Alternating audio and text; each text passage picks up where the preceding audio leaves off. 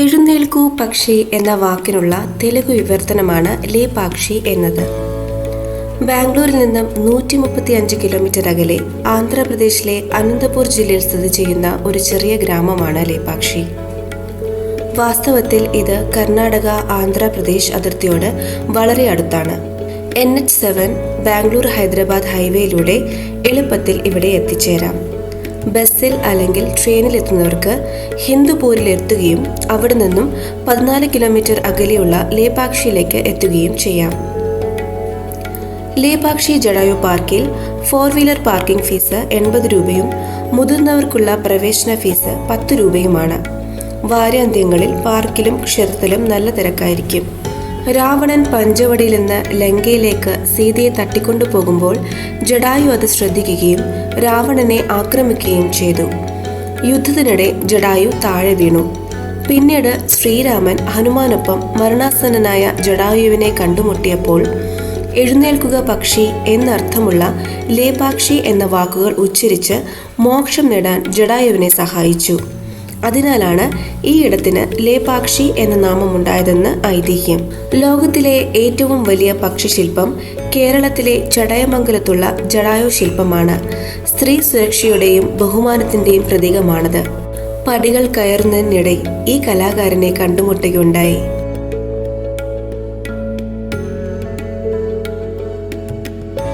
സുരക്ഷാ കാരണങ്ങളാൽ ജടായു ശില്പത്തിലേക്കുള്ള പടികൾ പൊതുജനങ്ങൾക്ക് പ്രവേശിക്കാനാകില്ല. പാറയുടെ മുകളിൽ മനോഹരമായ കാഴ്ചയും ഒരു കുഞ്ഞു ക്ഷേത്രവും നിങ്ങൾക്ക് കാണാനാകും.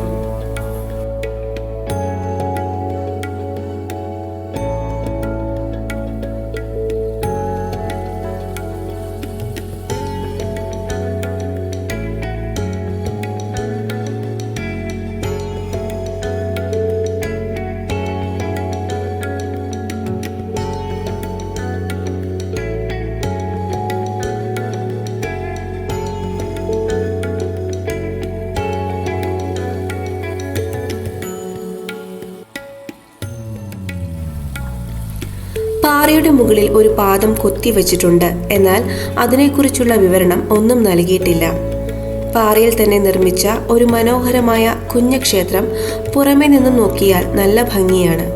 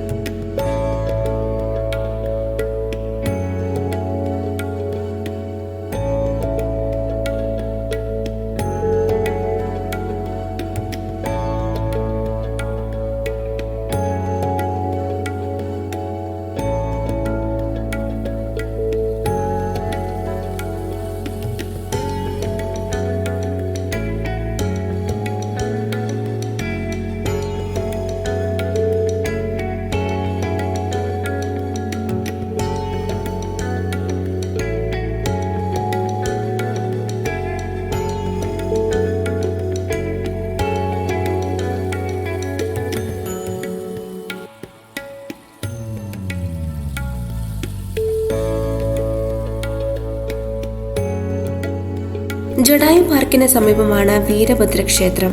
ശിവന്റെ ഉഗ്രരൂപമായ വീരഭദ്രന് വേണ്ടിയാണ് ഈ ക്ഷേത്രം സമർപ്പിച്ചിരിക്കുന്നത്.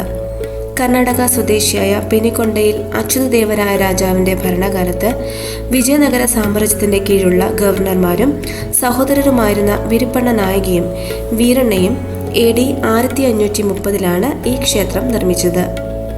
വീരശൈവ അഥവാ യോദ്ധാവും വ്യാപാരിയുമായ വിഭാഗത്തിൽപ്പെട്ടവരായിരുന്നു അവർ. ക്ഷേത്രം പണിയാനുള്ള ചിലവ് സർക്കാരാണ് നൽകിയത്.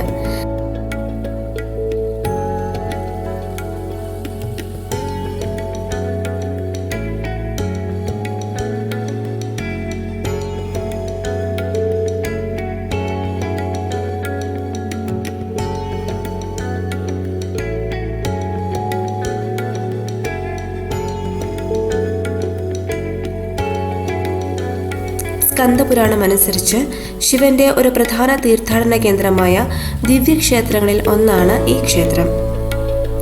ഒരിക്കൽ ബ്രഹ്മാവിന്റെ പുത്രനായ പ്രജാപതി ദക്ഷൻ യജ്ഞത്തിന് ആതിഥ്യം വഹിക്കുകയും മരുമകനായ ശിവനൊഴികെയുള്ള എല്ലാ ദേവന്മാരെയും ക്ഷണിക്കുകയും ചെയ്തു. ശിവന്റെ ഭാര്യയും ദക്ഷന്റെ മകളുമായ സതീദേവി യജ്ഞാചാരങ്ങൾ നടന്നിരുന്ന സ്ഥലത്തെത്തി. തന്റെ ഭർത്താവായ പരമശിവനെ ഒഴികെ മറ്റെല്ലാവരെയും ക്ഷണിച്ചിരിക്കുന്നത് അവർ ശ്രദ്ധിച്ചു. അത് സതീദേവിയെ വല്ലാതെ അസ്വസ്ഥയാക്കി. ഭർത്താവിനുണ്ടായ അനാദരവും അപമാനവും അവർക്ക് സഹിക്കാനായില്ല. ഉള്ളിലെ ആത്മീയവും സ്വർഗീയവുമായ ശക്തികൾ ഉപയോഗിച്ച് സ്വയം തീ കൊളുത്തി സതീദേവി തന്റെ ഭൗതിക ശരീരം നശിപ്പിച്ചു. ഈ ഭയാനകമായ വാർത്ത പരമശിവന്റെ അടുക്കൽ എത്തിയപ്പോൾ ശിവൻ ക്രുദ്ധനാവുകയും തന്റെ നീണ്ട മുടിയിഴകളിലൂടെ വീരഭദ്രനെയും ഭദ്രകാളിയെയും സൃഷ്ടിക്കുകയും ചെയ്തു. വീരഭദ്രൻ എന്നത് പരമശിവന്റെ കോപത്തിന്റെ അങ്ങേയറ്റം ഉഗ്രനും ഭയങ്കരവുമായ രൂപമായിരുന്നു. ഉടനെ വീരഭദ്രൻ യജ്ഞം നടന്നിരുന്ന സ്ഥലത്ത് എത്തി അവിടം പൂർണ്ണമായി നശിപ്പിക്കുകയും ദക്ഷനെ വധിക്കുകയും ചെയ്തു. പിന്നീട് സതിയുടെ ശരീരാവശിഷ്ടങ്ങൾ വിഷ്ണുവിന്റെ സുദർശന ചക്രത്താൽ മുറിക്കപ്പെടുകയും അത് ഇന്നത്തെ ഇന്ത്യയിലും ചൈനയിലും നേപ്പാളിലും ശ്രീലങ്കയിലും ചിതറി വീഴുകയും ചെയ്തു. സതീദേവിയുടെ ശരീരഭാഗങ്ങൾ വീണ സ്ഥലങ്ങളെ 51 ശക്തിപീഠങ്ങൾ എന്നാണ് അറിയപ്പെടുന്നത്.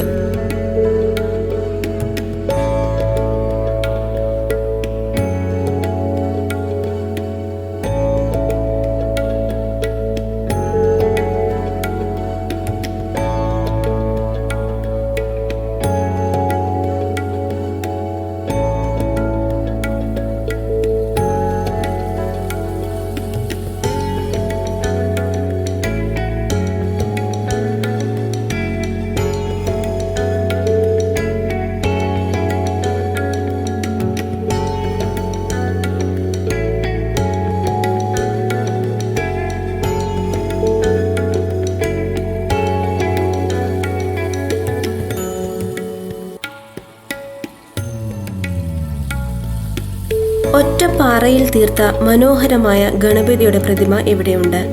അതേ പാറയിൽ തന്നെയാണ് വീരഭദ്ര അമ്പലത്തിലെ ഏറ്റവും മനോഹരമായ നിർമ്മിതിയുള്ളത്. 7 തലയുള്ള സർപ്പത്തിന്റെ ഛായയിൽ വിശ്രമിക്കുന്ന ശിവലിംഗം ഞാൻ വളരെയേറെ ആഗ്രഹിച്ച ഒരു കാഴ്ചയാണിത്.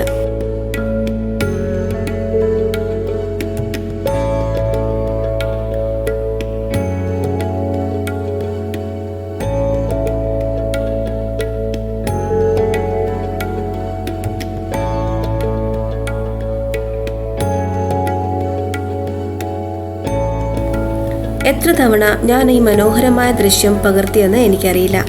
കത്തുന്ന വെയിലിൽ അതിനേക്കാൾ കൂടുതൽ തിളങ്ങുന്ന അതിശയകരമായ ഒരു നിർമ്മിതി.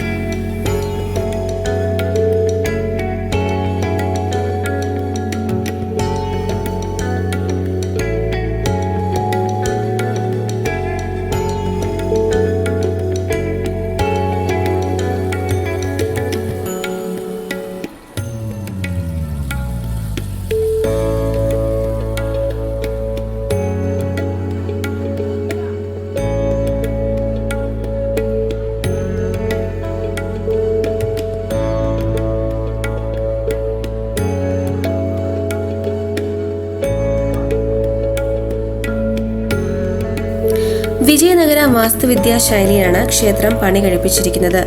പ്രധാന ക്ഷേത്രം 3 ഭാഗങ്ങളായാണ് നിർമ്മിച്ചിരിക്കുന്നത്. മുഖമണ്ഡപ അല്ലെങ്കിൽ നാട്യമണ്ഡപ അല്ലെങ്കിൽ രംഗമണ്ഡപ എന്നറിയപ്പെടുന്ന അസംബ്ലി ഹാൾ, അർദ്ധമണ്ഡപ അല്ലെങ്കിൽ അന്തരാളമുറി, ഗർഭഗൃഹം അല്ലെങ്കിൽ ശ്രീകോവിൽ.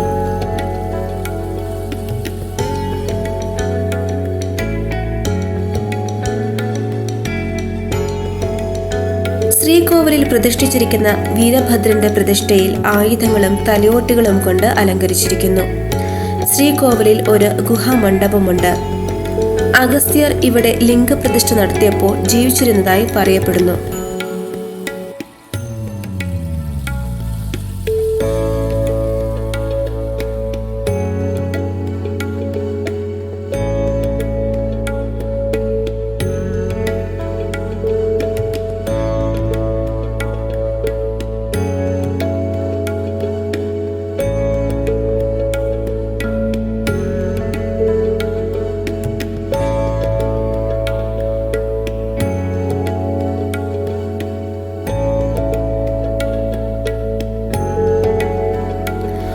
ഓരോ ശിലാരൂപങ്ങളും അതിമനോഹരമാണ്.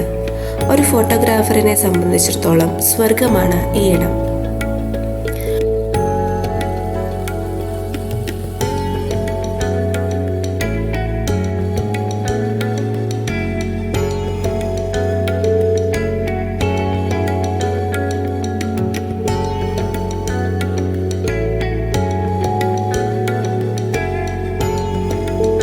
പ്രത്യക്ഷത്തിൽ തൂങ്ങിക്കിടക്കുന്ന സ്തംഭം ക്ഷേത്രത്തിലെ മറ്റൊരു ആകർഷണമാണ്. ഒരുപാട് ആളുകൾ ഇത് സന്ദർശിക്കാൻ വന്നതിനാൽ വളരെയധികം ശ്രമപ്പെട്ടാണ് ഷൂട്ട് ചെയ്തത്. സ്തംഭം ചെറുതായി ഇളകി ഒരു വശത്ത് മാത്രം നിലത്ത് സ്പർശിക്കുന്നു എന്നതിനാൽ അടിഭാഗവും തറയും തമ്മിൽ ഒരു വിടവുണ്ട്. അതിലൂടെ തുണിയും കടലാസും കടന്നു പോകുന്നതിനുള്ള ഇടമുണ്ട്. ബ്രിട്ടീഷുകാരുടെ കാലത്ത് ഒരു ബ്രിട്ടീഷ് ഡിസൈനർ ഇതിന്റെ സത്യം വെളിപ്പെടുത്താനുള്ള ശ്രമഭാഗമായി ഇത് നീക്കാൻ ശ്രമിച്ചുവെന്ന് പറയപ്പെടുന്നു. തൂൺ നീക്കിയപ്പോൾ ക്ഷേത്രം മുഴുവൻ കുലുങ്ങാൻ തുടങ്ങിയത്രേ.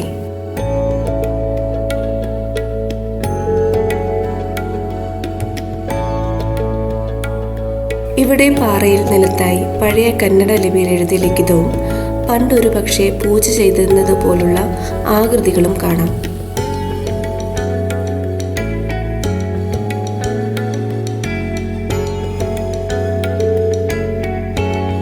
ഇവിടെ നിന്നും ഞാൻ 2 മിടുക്കി പെൺകുട്ടികളെ പരിചയപ്പെട്ടു. ഡയാനാസ് ഡയറി സബ്സ്ക്രൈബ് ചെയ്യാൻ ക്യാമറ നോക്കി പറയട്ടെ എന്ന് അവർ എന്നോട് ചോദിച്ചു. എനിക്ക് സമ്മതമായി. അതോടെ 2 പേരും happy. That's no need. Subscribe to Dance channel. Dance Diary. Sure. Thank you. പുറത്തായി അതിമനോഹരമായ ഒരു ശിവലിംഗമുണ്ട്. ആളുകൾ അതിനു ചുറ്റും പ്രാർത്ഥിച്ചുകൊണ്ട് നിൽക്കുന്നു.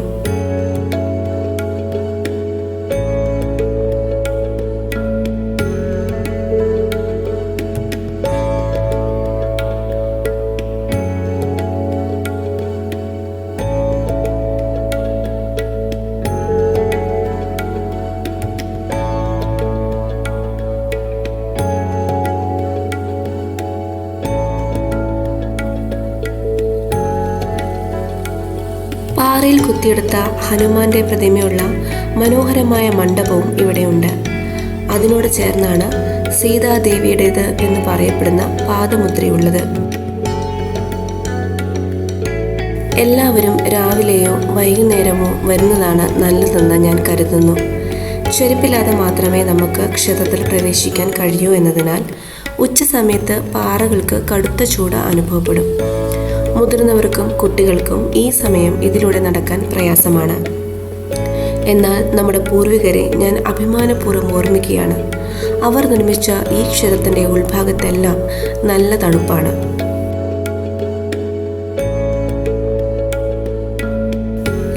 ഉന്മേഷദായകമായ ഒരു മഴത്തണലിൽ ഞങ്ങൾ അല്പനേരം വിശ്രമിച്ചു.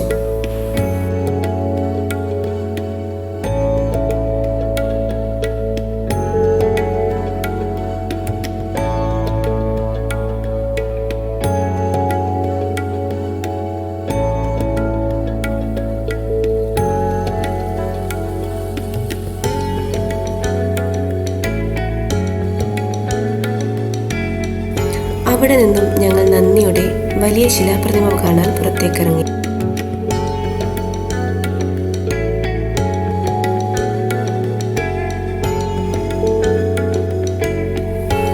ഒറ്റക്കല്ലിൽ കൊത്തിയെടുത്ത മനോഹരമായ നന്ദി ശില്പം.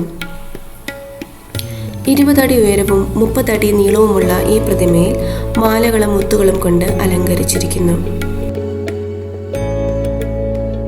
വീരഭദ്ര ക്ഷേത്രത്തിലെ നാഗപ്രതിമയ്ക്ക് അഭിമുഖമായി ക്ഷേത്രത്തിൽ നിന്നും 200 മീറ്റർ അകലെയായി നന്ദി പ്രതിമ സ്ഥിതി ചെയ്യുന്നു.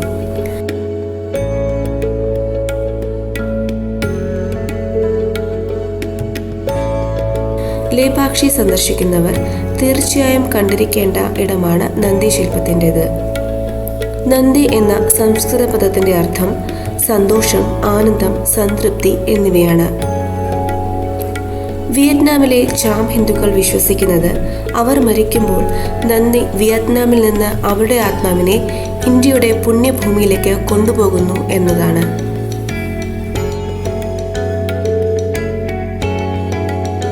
ഹൃദയം നിറഞ്ഞ കാഴ്ചകൾ നൽകിയ ലേപാക്ഷിയോട് അങ്ങനെ വിട പറയാൻ നേരമായി. നിങ്ങൾക്ക് എൻ്റെ വീഡിയോ ഇഷ്ടപ്പെട്ടെങ്കിൽ ദയവായി ലൈക്ക് ചെയ്യുകയും നിങ്ങളുടെ വിലയേറിയ അഭിപ്രായങ്ങൾ കമൻറ്റ് ബോക്സിൽ പങ്കിടുകയും ചെയ്യുക. കൂടുതൽ ഉള്ളടക്കം സൃഷ്ടിക്കാനുള്ള നിങ്ങളുടെ പിന്തുണയ്ക്കായി ദയവായി എൻ്റെ ചാനൽ സബ്സ്ക്രൈബ് ചെയ്യുക.